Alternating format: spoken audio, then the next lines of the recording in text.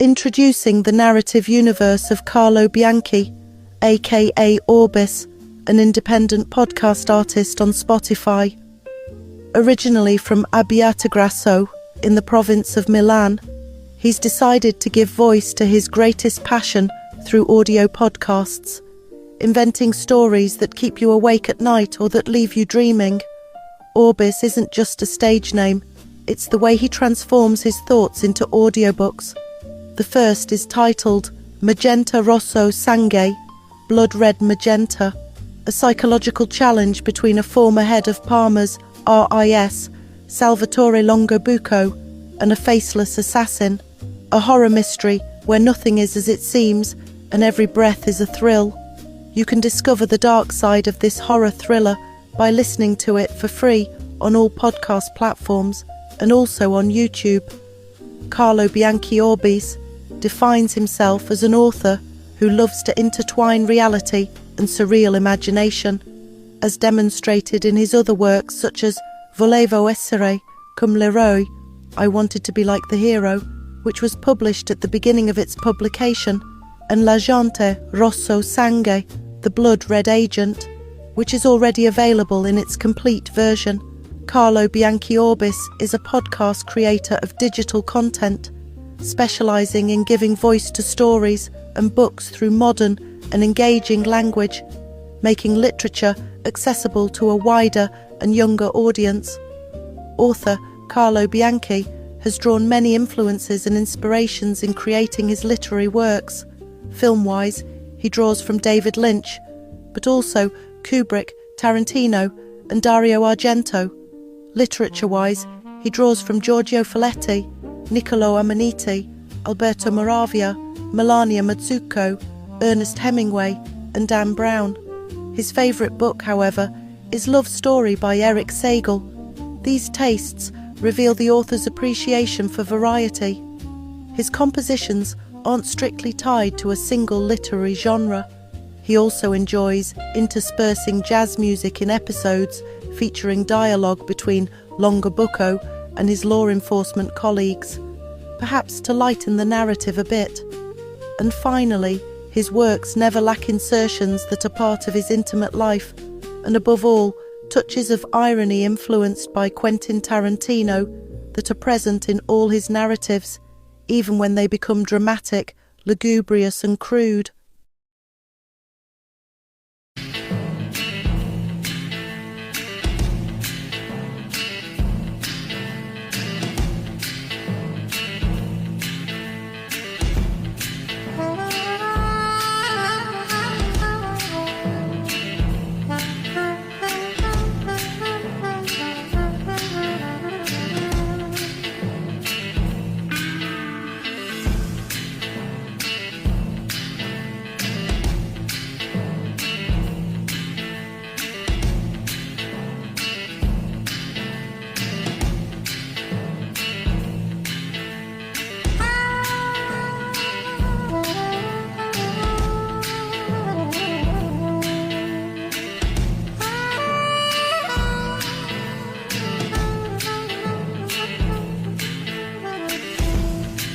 Salvatore Longobucco is the investigative pillar of the thriller and horror stories of Carlo Bianchi, aka Orbis.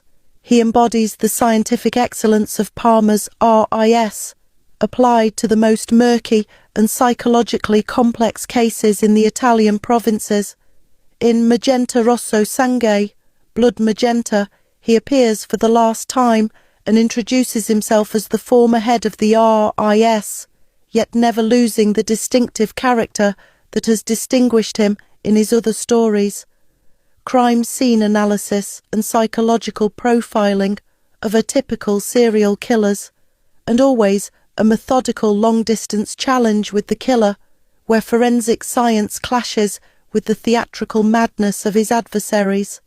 In Magenta Rosso Sangue, Blood Magenta, Longobucco tackles one of his most grotesque and personal cases. In the city of Magenta, he finds himself tracking a killer who kills while wearing masks of characters from Shrek, a detail that adds a level of disturbing surrealism to the investigation as highlighted in the podcast. Magenta Rosso Sangue on Spotify. Longobucco is engaged in a true intellectual challenge that culminates in a final twist linked to the Tagliabue dynasty of Piacenza. Here, his ability to delve into the secrets of the past emerges, exhuming dramas buried for decades. Bloody Facebook. In this context, the character confronts the dark side of social media and the digitalization of evil. Longobucco must decipher how virtual identity can transform into a real threat. He serves as a bridge between old-school, investigative methods and the new frontiers of technological crime. A brutal murder of a young Eastern European woman is committed in a 19th-century building in Monza.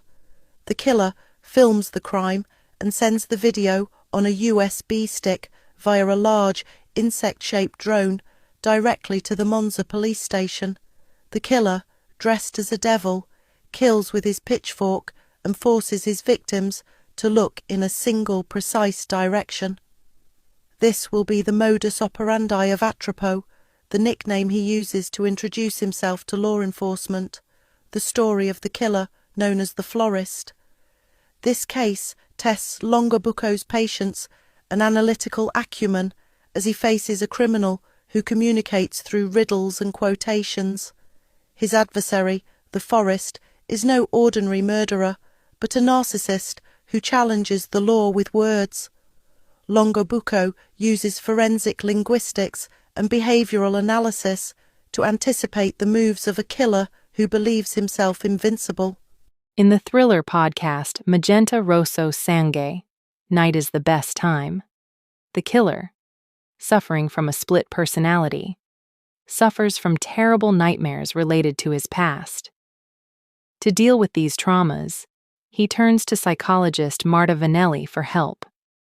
Their relationship is a central theme of the narrative for the following reasons. Limited awareness. Dr. Vanelli is unaware that her patient is actually the wanted serial killer, but she understands his dangerousness and his unstable psyche. Therapy dynamics.